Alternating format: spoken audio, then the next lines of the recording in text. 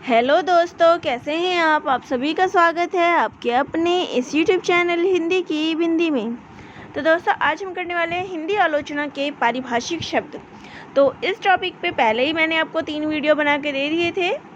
उन सभी के लिंक जो हैं आपको डिस्क्रिप्शन बॉक्स में मिल जाएगा, तो आप वहाँ जाके उन वीडियोज़ को देख सकते हैं। तो आज जो हम इसके कुछ और जो पारिभाषिक शब्द हैं वो करने वाले हैं। तो ये यूपीएससी सिलेबस के अंतर्गत जो है कुछ पारिभाषिक शब्द दिए गए हैं, तो उन्हीं की व्याख्याएं जो है आजकल जो है उन्हीं की बता रही हूँ। तो उसी के ऊपर आज हम करते हैं। तो सबसे पहला है अंतर्विरोध। तो दोस्तों, ये पढ़ने से पहले एक मैं बता दूं कि अगर आपने मेरे चैनल अभी तक सब्सक्राइब नहीं किया है तो मेरे चैनल को ज़रूर सब्सक्राइब करें, ताकि जब भी कोई नया वीडियो अपलोड हो तो वो आपके पास ज़रूर पहुँचे। तो चलिए अपना टॉपिक शुरू करते हैं। अंतर्विरोध। तो अंतर्विरोध अंग्रेजी के कॉन्ट्राडिक्शन का हिंदी पर्याय है। अंतर्विरोध का अर्थ है किसी कार्य या बात में एक ही समय में परस्पर विरोध स्वर, यानी कि कोई भी अगर कार्य हो, कुछ भी बात हो, तो उसमें जब कोई विरोध उत्पन्न होता है तो उसको हम कहेंगे अंतर्विरोध। समाज के विकास की प्रक्रिया अंतर्विरोध की देन है। तो जब भी समाज में कोई विकास कार्य शुरू होता है तो उसके लिए अंतर्विरोध जो है वो शुरू हो जाता है, क्योंकि हर व्यक्ति का अपना एक अलग मत होता है किसी भी विषय को लेके।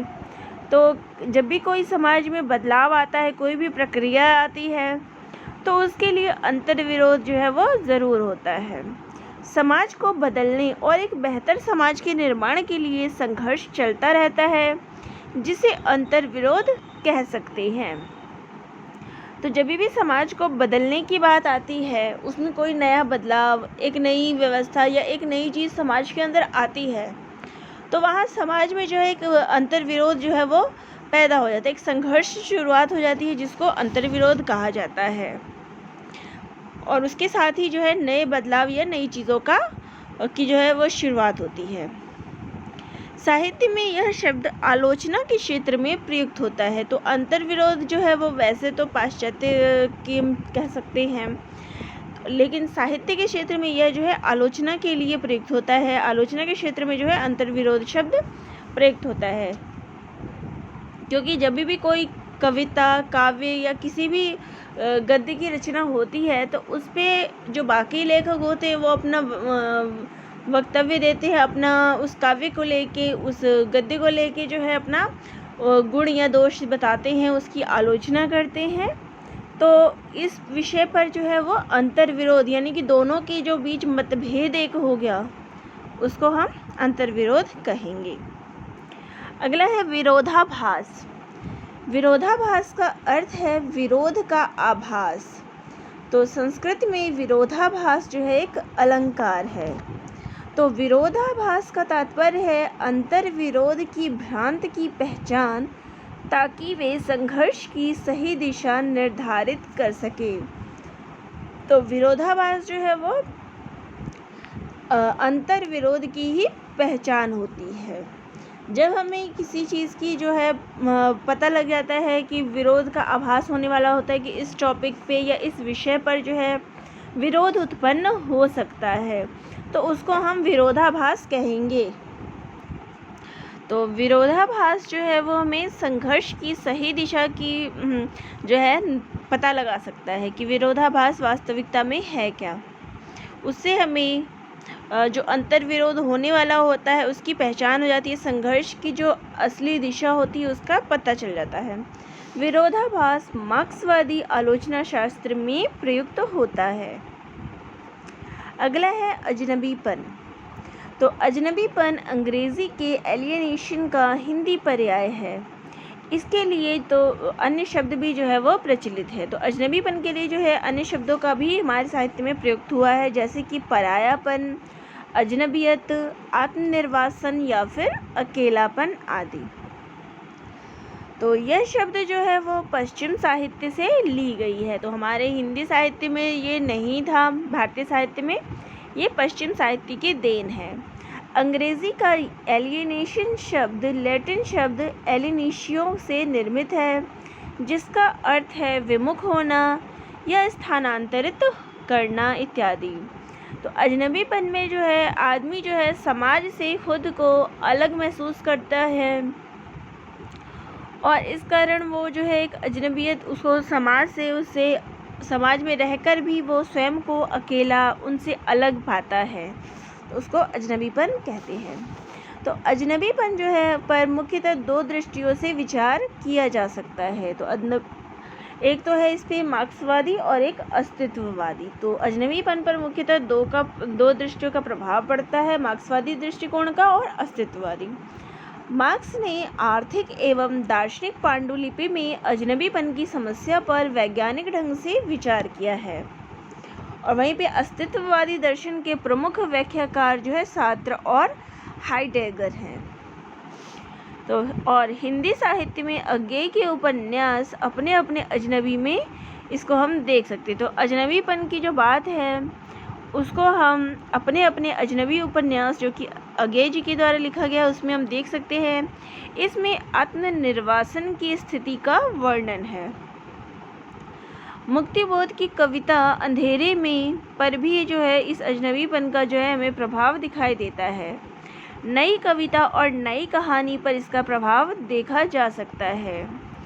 तो हिंदी साहित्य में जो है ये अजनबीपन का प्रभाव जो है नई कहानी और नई जो काव्य रचनाएं रची गई है उसमें इस अंधेरे का इस अजनबीपन का जो है प्रभाव देखने को मिलता है।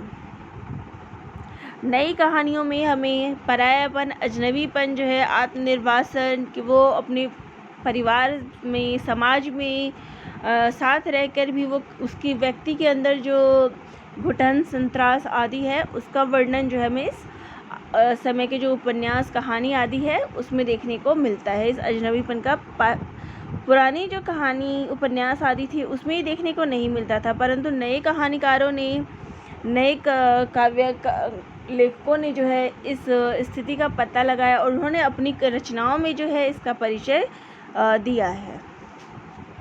अगला है अति यथार्थवाद।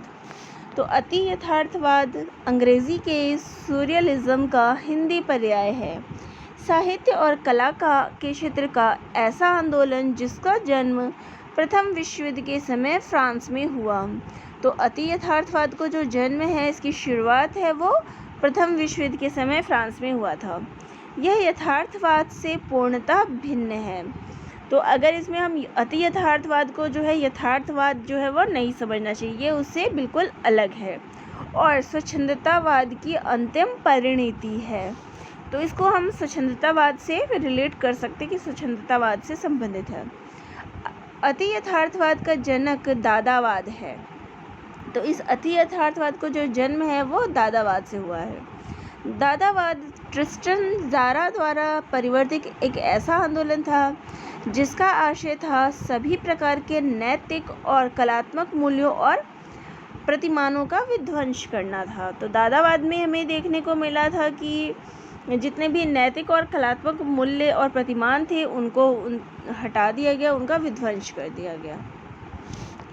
अति यथार्थवादियों ने कला एवं साहित्य के प्रचलित सिद्धांतों को घृणा से देखना दादावादियों से सीखा था।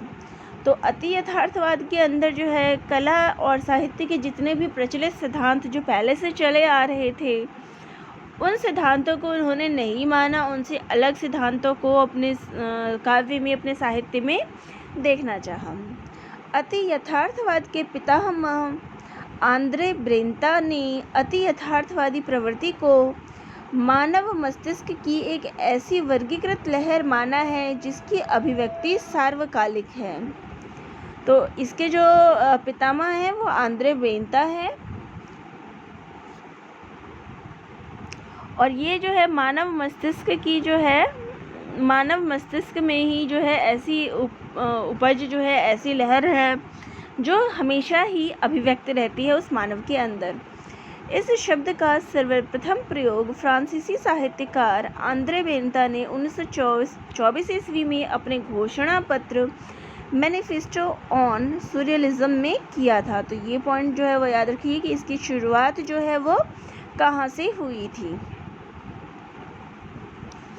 अगला है अस्तित्ववाद। तो यह अंग्रेजी का शब्द एक्सिस्टेंशियलिज्म शब्द एक्स एवं सिस्टेरे से बना है। तो अस्तित्ववाद वह दार्शनिक दृष्टिकोण है जिसमें व्यक्ति अपने अस्तित्व को विश्व पटल पर स्पष्ट रूप से देखने का प्रयास करता है। तो जैसा कि नाम से ही स्पष्ट हो रहा है, अस्तित्व यानी कि अस्तित्ववाद। तो इसमें व्यक्ति जो है अपने अस्तित्व को विश्व के स्तर पर स्वयं को रखता है और उससे अपने आप को देखने का प्रयास करता है, तो उसको हम अस्तित्ववाद कहते हैं। 1940 से 50 के दशक में पूरे विश्व यूरोप में अस्तित्ववाद के विचारधारा के रूप में उभरा। तो 1940-50 के लगभग में ये जो है अस्तित्ववाद जो है वो अस्तित्व में आया। इसके मुख्य विचारक जो थे वो जेan पाल सार्त्र, अल्बर्ट कामू और इंगमार बर्गमन थे। अस्तित्ववाद वह दार्शनिक सिद्धांत है जो मनुष्य के अस्तित्व पर चिंतन करता है। तो अस्तित्व जो है वो मनुष्य के अंदर उसका जो अस्तित्व है उसी के बारे में हमें इस सिद्धांत के अंदर देखने को मिलता है। अस्तित्ववादी व्यक्ति का अस्तित्व किसी बाह्य सत्ता के अधीन नहीं मानती। उनके अनुसार मनुष्य अपने भाग्य का निर्माता तथा अपने कर्मों के लिए स्वयं उत्तरदायी है। तो इनके अनुसार ये जो है किसी भी परिस्थिति में अस्तित्ववादी जो है वो व्यक्ति का अस्तित्व जो है वो खुद के अधीन मानते हैं कि वो अपना अस्तित्व खुद से बना सकता है, उसको बिगाड़ भी सकता है और बना भी सकता है। वो अपने भाग्य का निर्माता जो है वो मनुष्य स्वयं है और अपने कर्मों के लिए वो स्वयं ही जिम्मेदार है। ये अस्तित्ववादी ने इस चीज़ को माना है। उनके अनुसार मनुष्य अपने अस्तित्व का बोध दुख एवं त्रास के एहसास के क्षणों में ही करता है। बिना अस्तित्व बोध के मनुष्य स्वच्छंद नहीं हो सकता। तो वो यही कहते हैं, अस्तित्ववादी के अनुसार जो अस्तित्व का बोध होता है, व्यक्ति को अपने अस्तित्व का बोध तब होता है जब वह दुख की स्थिति में होता है। सुख के क्षणों में तो व्यक्ति अपना सब कुछ भूल जाता है, लेकिन जब व्यक्ति दुखित होता है तभी वो अपने आप से उसकी स्वयं की पहचान होती है और तभी वह जान पाता है कि जो है उसका अस्तित्व कहाँ है और कैसा है। और ना ही उसके जब तक कि उसको इस चीज़ का बोध ना हो जाए वह स्वयं उसको स्वच्छंद नहीं हो पाता, वह स्वतंत्र नहीं हो पाता। चयन की स्वच्छंदता एवं व्यक्तिगत स्वच्छंदता अस्तित्ववाद का प्राण तत्व है।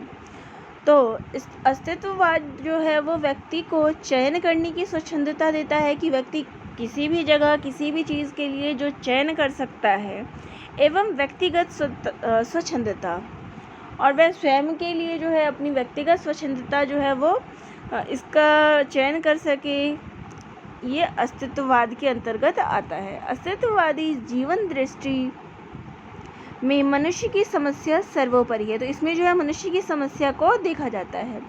साहित्य में यह जीवन दृष्टि व्यक्तिवादी, आत्मकेंद्रित, अंतर्मुखी एवं आत्मनिष्ठ विचारधारा है।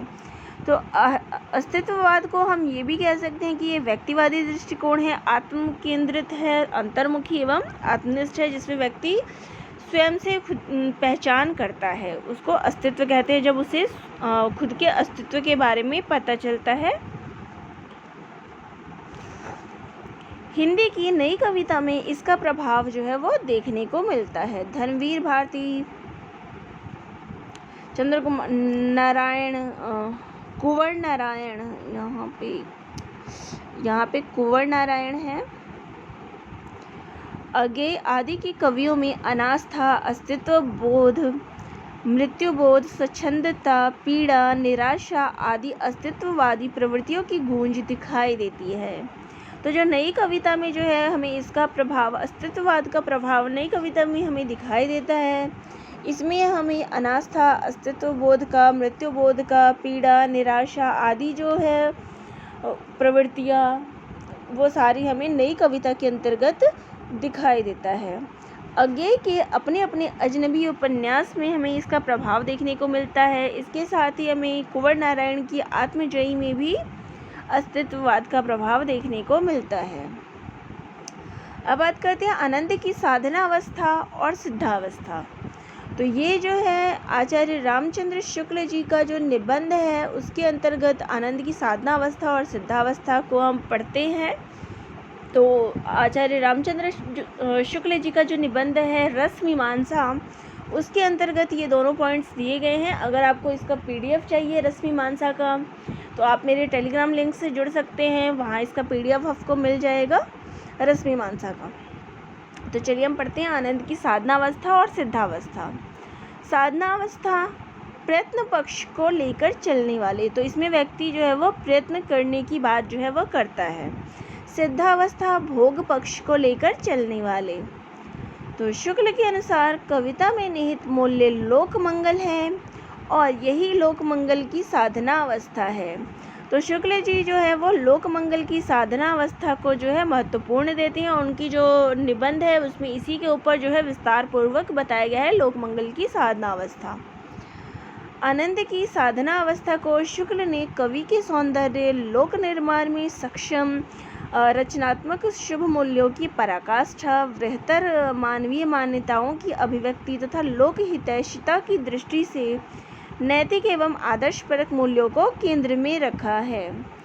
तो शुक्ल जी जो है आनंद की जो साधना अवस्था है उसके अंतर्गत जो है मानवीय मान्यताओं की, लोक हितैषी लोगों की जो हितैष में जो है रखा हुआ है आदर्श और नीतिपरक मूल्यों को जो है इसके केंद्र में उन्होंने रखा है आनंद की साधना अवस्था में। करुणा और प्रेम ही आधार रूपों में हितों की व्याख्या करते हैं। तो जो करुणा और प्रेम है उनको उन्होंने आनंद की सिद्धावस्था और आनंद की साधना अवस्था के अंतर्गत रखा है, जिनकी विशद रचना से रचनाकार और समाज दोनों का ही आत्मीय हो जाते हैं। इसे ही आनंद की सिद्धावस्था कहते हैं।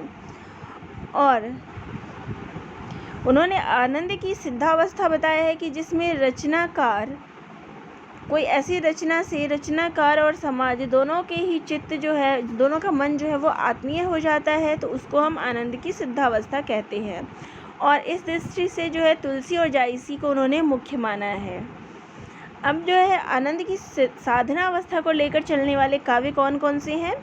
तो रामायण, महाभारत, रघुवंश, शिशुपाल वध, रामचरितमानस, पद्मावत, पृथ्वीराज रासो, छत्र प्रकाश आदि। तो ये जो है आनंद की साधना अवस्था की जो आनंद की जो साधना अवस्था है उसका चित्रण जो है, उसका वर्णन हमें काव्य को देखकर लगता है। आनंद की सिद्धावस्था को लेकर चलने वाले काव्य, तो आनंद की सिद्धावस्था को कौन कौन से काव्य मानते हैं? आर्य सप्तशती, गाथा सप्तशती, अमरूप शतक, गीत गोविंद, सुरसागर, बिहारी सतसई और रास पंचाध्यायी। ये सारे जो हैं वो आनंद की सिद्धावस्था यानी कि भोग पक्ष को लेकर चलने वाले काव्य हैं।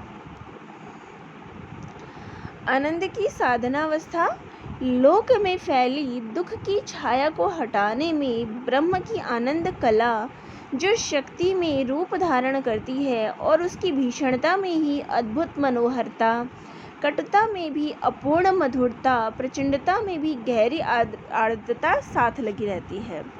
तो साधना अवस्था में क्या होता है कि दुख की छाया को हटा के जो आनंद का अनुभव करती है उसको हम साधना अवस्था कहते हैं, जहाँ हमें भीषणता में भी मनोहरता महसूस हो, कटुता में भी जो है वो मधुरता महसूस हो और प्रचंडता में भी आर्द्रता महसूस हो, तो उसको जो है साधना अवस्था कहते हैं कि व्यक्ति साधना में पहुंच गए हैं, जहाँ दुख में भी सुख का अनुभव हो। करुणा लोक मंगल की साधना अवस्था को लेकर चलने वाला काव्य बीज है। इसमें जो है वो करुणा आती है। साधना अवस्था का काव्य प्रयत्न और संघर्ष का है, इसलिए इसकी सफलता और विफलता दोनों में सौंदर्य है। तो ये जो है साधना अवस्था वो प्रयत्न और संघर्ष दोनों का ही है, और इसमें सफलता और विफलता यानी कि इसमें हमें सफलता भी मिल सकती है और विफलता भी, तो ये दोनों का काव्य है। साधना अवस्था को ग्रहण करने वाले कवियों ने शुक्ल पूर्ण गति मानते हैं, क्योंकि उनका मन उपभोग पक्ष अर्थात सिद्धावस्था की ओर नहीं जाता। आनंद की सिद्धावस्था साधना या प्रयत्न में तत्पर करने के लिए जल की सुंदरता या सुखदता की पूर्ण भावना जागृत करने की भावपरकता हुआ करती है। साध्य आनंद की प्रचुरता तथा उस आनंद के विषय की सुंदरता या सुखदता हमारे मन में जितना ही घर करेगी, उतना ही अधिक तन्मयता के साथ हम उस आनंद तथा उसके विषय तक पहुँचने वाले साधन में प्रवृत्त होगा। तो इसमें जो है आनंद की जो अनुभूति है, उसकी सुखदता है, उसका अनुभव करते हैं। जो साधना अवस्था है उसमें हमें सुख और दुख, मतलब सुख अगर दुख होगा तो उसमें सुख का अनुभव होगा, कटु होगा तब भी हमें मधुर अनुभव होगा।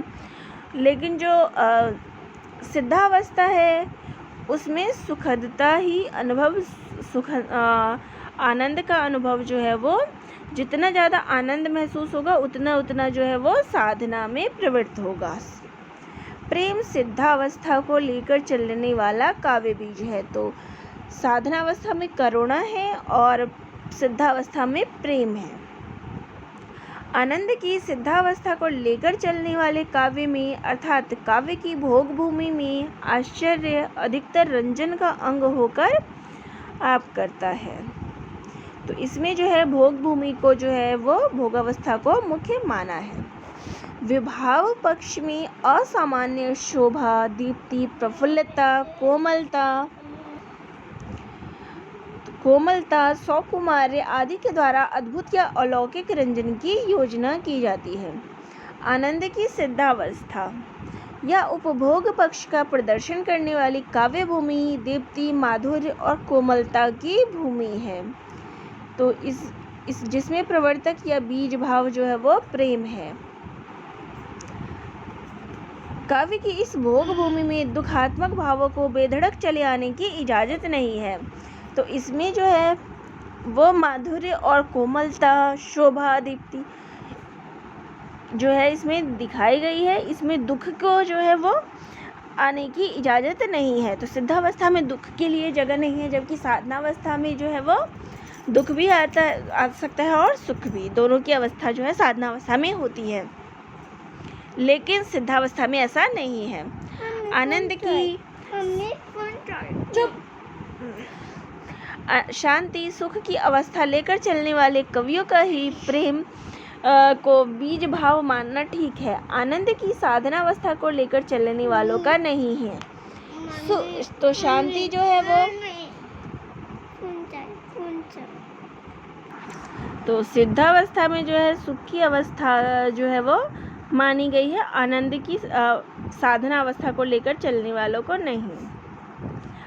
आनंद की साधनावस्था या प्रयत्न पक्ष को लेकर चलने वाले यूरोपीय मंगलवादियों का एक दल, जिसके अनुयायी हमारे यहाँ के श्री रविंद्रनाथ ठाकुर भी हैं, मनुष्य के बीच भ्रातृ प्रेम को ही काव्य भूमि का एकमात्र आधिकारिक भाव मानता है। तो आनंद की साधना अवस्था में जो है वो प्रयत्न पक्ष की बात कही गई है और आनंद की सिद्धावस्था में जो है वो भोग की अवस्था कही गई है। तो ये दोनों में फ़र्क है। तो दोस्तों, आप सभी को ये वीडियो कैसा लगा कमेंट बॉक्स में ज़रूर लिखिएगा। चैनल पे नए हैं तो चैनल को ज़रूर सब्सक्राइब करिएगा। अगर आपके मन में भी कोई डाउट हो, कुछ आप क्लियर करना चाहते हैं, किसी टॉपिक पे वीडियो चाहते हैं, तो वो भी कमेंट बॉक्स में ज़रूर कमेंट करिएगा। तो दोस्तों, आप सभी का बहुत बहुत धन्यवाद।